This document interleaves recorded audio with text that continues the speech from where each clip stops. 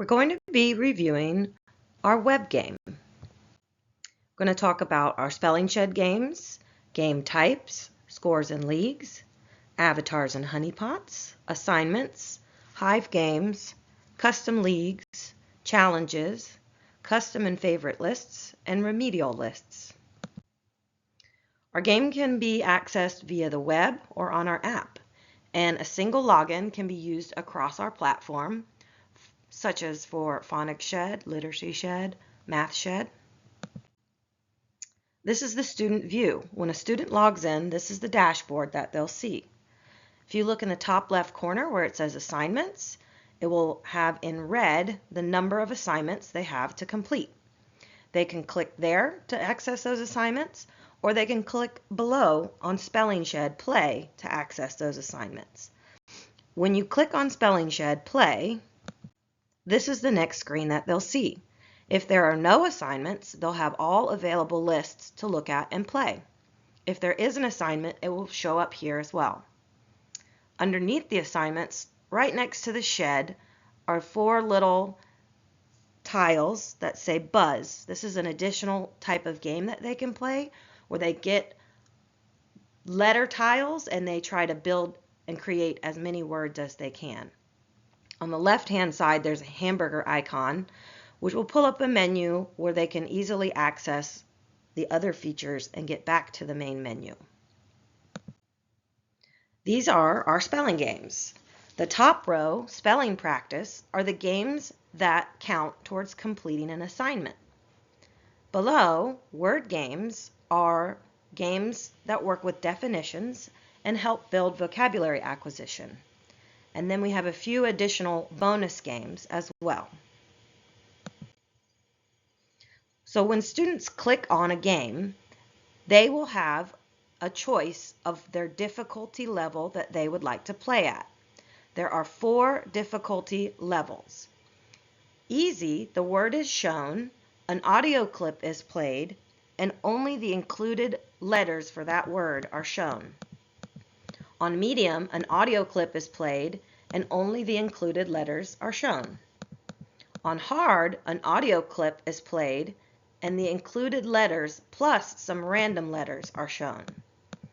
On extreme, an audio clip is played and a full QWERTY keyboard is shown. The letters must be correctly accented and capitalized. There are 4 bonus games.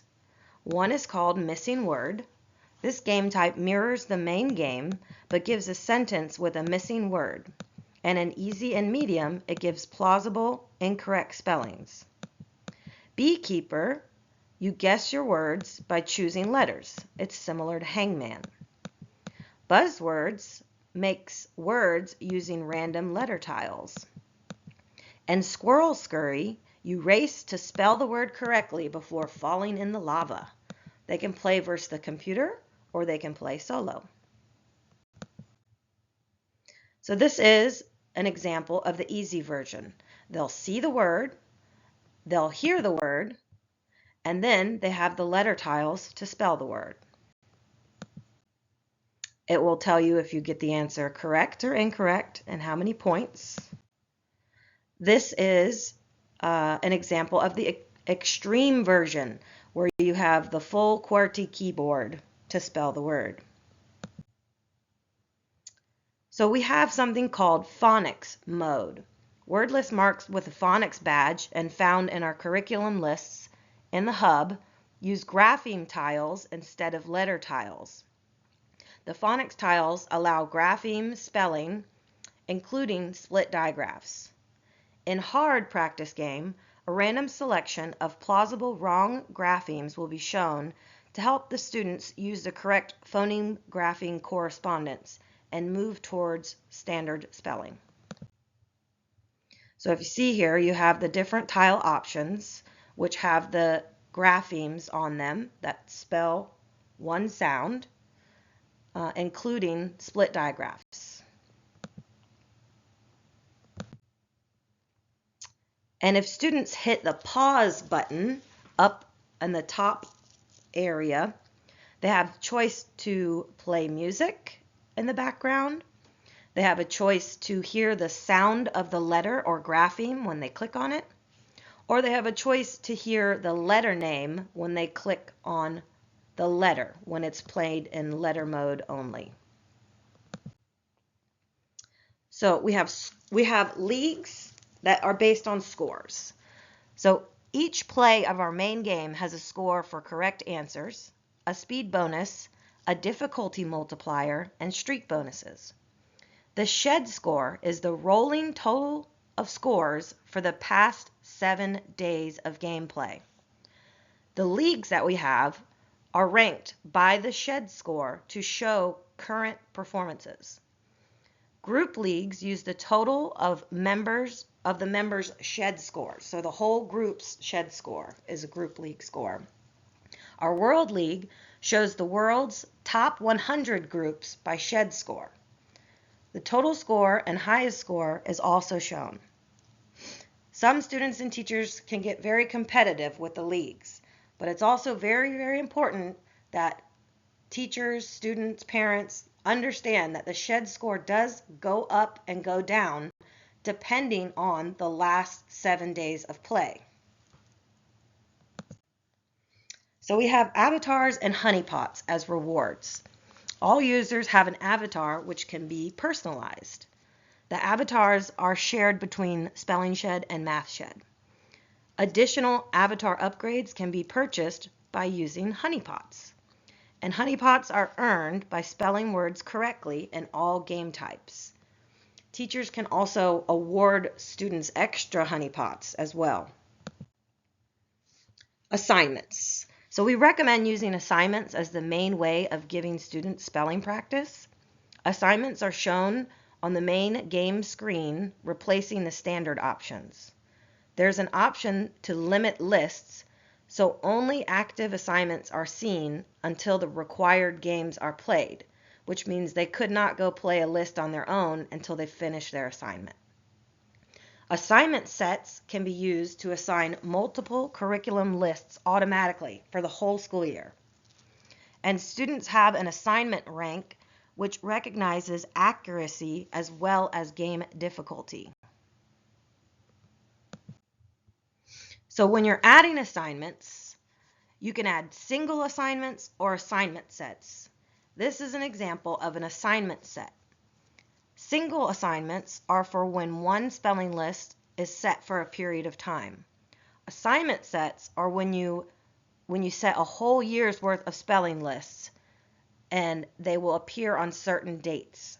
You can have the option to create a week where there's no lists if it's a holiday or something like that, but you would use our spelling curriculum lists to create an assignment set. When you add an assignment, you're going to want to title it, name it, and you select the dates that you want the assignment to run. Next, you would select the list you'd like to use and what task they're going to do with that. You select the students, and at the end, if you want a teacher to be able to access that, you need to make sure that they are added on there. And you can choose track group to assign all members of a group, including leavers and joiners. So when you have the assignment, you can click into details and you can see the progress of that assignment. You can see how many times the student has played that game. You can see their rank, what their score is on that, the difficulty level they've been working at, and their points. So this is the assignment rank system. Spelling Shed calculates the score by multiplying the last 5 or less games by the average percent correct and the average difficulty of those games. This score reflects students' learning over time and helps build automaticity to make words really stick. We have something called Hive game. Hive games are played live with all students spelling the same word at the same time. Every student needs their own device. Teachers control a Hive game from the teacher hub, and a league table can also be shown in between rounds. Additional data is reported in the Teacher Hub with a grid of correct and incorrect spellings to show any trends.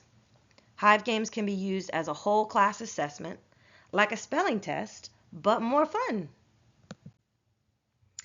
So this is the setup when you're setting up a Hive game. You have a few different options. You can shuffle the word, you can show the word, you can show leagues as well, and you can select how the audio is played. So either you can do the audio out of your smartboard, just from the teacher's device, or you can set it to where the audio is played out of each of the students' devices, which is recommended for more of a remote type situation, or if everybody has headphones that they're using.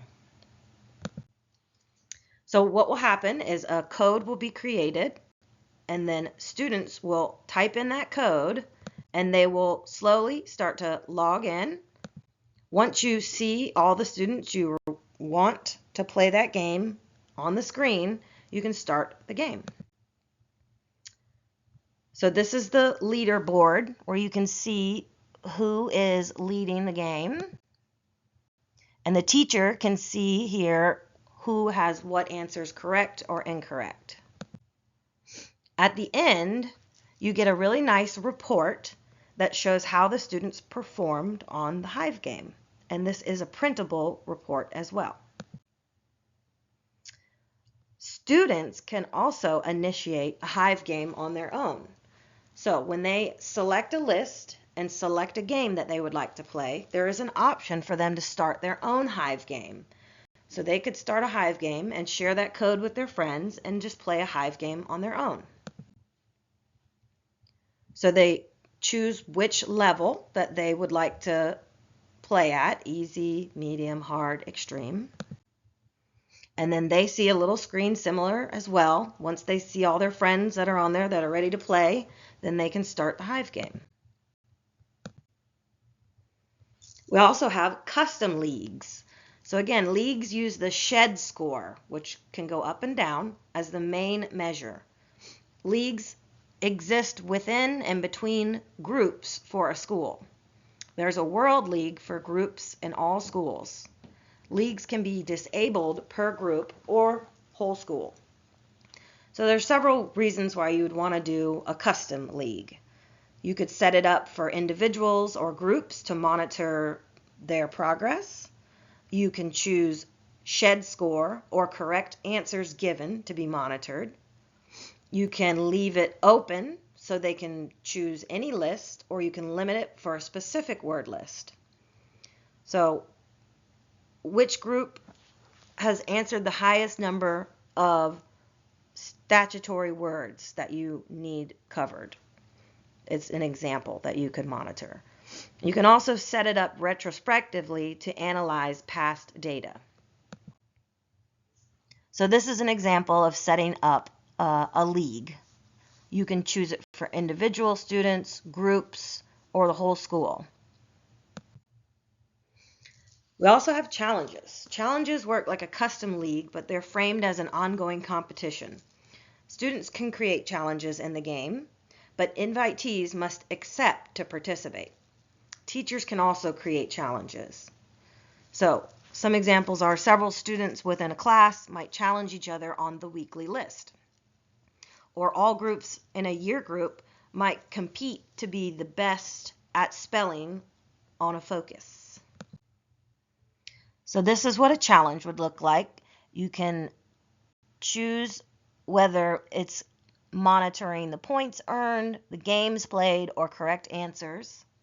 And you choose when the challenge ends, so you set it for a period of time.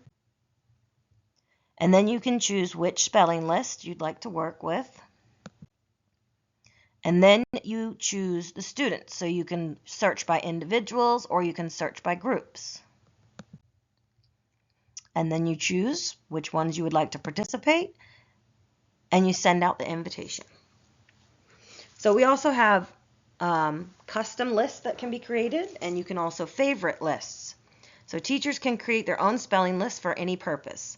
Students can create lists as well, but we encourage you to discuss appropriate behavior with them before allowing them to make lists. Teachers can favorite lists for other teachers and for students to make them easy to find. So when you favorite them, then they're in the students' or teachers' favorite list section, which makes it easy to find a list. Remedial lists can be created from student data by picking error words to recap specific words as required. So on the individual student dashboard, they will have this list of words spelled in the last 7 days. You can easily see which words a student might need extra practice with.